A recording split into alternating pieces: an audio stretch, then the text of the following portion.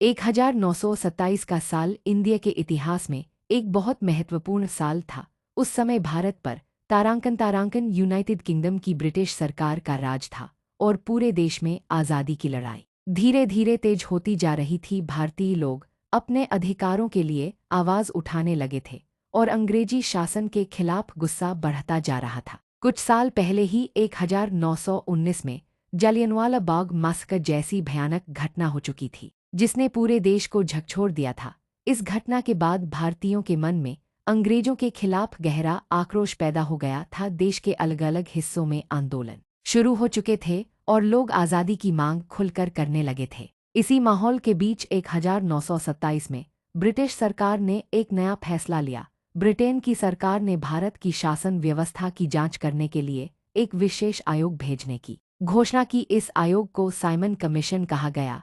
इस कमीशन का नेतृत्व जॉन साइमन कर रहे थे। इस कमीशन का काम था यह देखना कि भारत में अंग्रेजों की सरकार कैसे चल रही है और भविष्य में भारत में किस प्रकार की राजनीतिक व्यवस्था होनी चाहिए। लेकिन जब इस कमीशन की सूची सामने आई तो भारतीय लोगों को एक बहुत बड़ी बात पता चली। इस कमीशन में एक भी भारतीय सदस्य शामिल नहीं था। इसका मतलब यह था कि भारत के भविष्य का फैसला करने वाले लोग सभी अंग्रेज थे। जब यह खबर पूरे देश में फैली तो लोगों के अंदर गुस्सा फैल गया। भारतीय नेता को लगा कि यह भारत के लोगों का अपमान है। देश के कई बड़े नेताओं ने इस फैसले का विरोध किया। इनमें महात्मा गांधी, जवाहरलाल नेहरू और सुभाष चंद्र बोस जैसे नेता शामिल थे। इन सभी नेताओं का कहना था कि अगर भारत के भविष्य के बारे में कोई फैसला होना है तो उसमें भारतीयों की भागीदारी जरूरी है। धीरे धीरे पूरे देश में इस कमीशन के खिलाफ आंदोलन शुरू हो गया।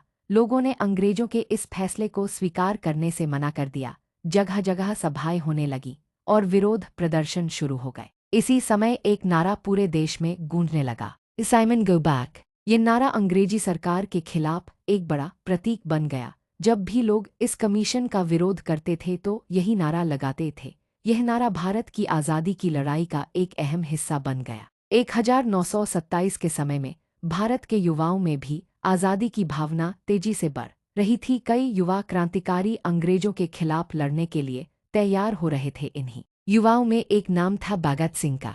भगत सिंह और उनके साथी भारत को आज़ाद देखना चाहते थे और इसके लिए वे किसी भी हद तक जाने के लिए तैयार थे। उस समय भारत के अलग अलग हिस्सों में कई क्रांतिकारी संगठन सक्रिय हो चुके थे। देश में एक तरफ शांतिपूर्ण आंदोलन चल रहे थे और दूसरी तरफ क्रांतिकारी संगठन भी अंग्रेजों के खिलाफ संघर्ष कर रहे थे। 1927 का साल इसी वजह से भारत के इतिहास में बहुत महत्वपूर्ण माना जाता है।